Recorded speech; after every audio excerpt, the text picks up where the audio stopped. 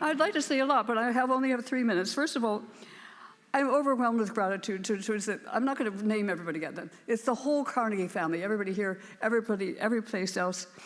I grew up with the name Carnegie in my household. My father preached about Carnegie, and especially he who dies, well, this is another one, but the man who dies rich dies disgraced, is basically what he said. My father always was determined to give everything away. Of all of his wealth, he would give it away in his lifetime. A few friends, family, but mainly to the project he loved, which was to do with music education.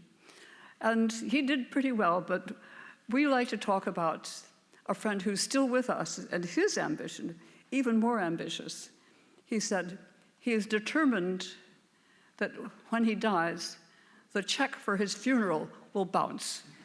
That's how much we said. But we also have this thing about you give it away when you can, because they say also, he who dies with the most toys still dies. So yeah, you do that. But then you had George Burns, our famous comedian, who was urged by his estate lawyer to go give more, give your hospital, your university, something. And George says, groaning and moaning. He said, George, you can't take it with you.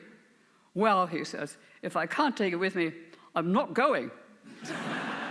But that's the Scots. Anyway, I want to say, you talked about how much fun it is. I've had fun, but who ever met an unhappy philanthropist? It's the endorphins, apparently scientifically proven, that when you give to something, you give of yourself, even helping an old lady across the street, and she turns to thank you.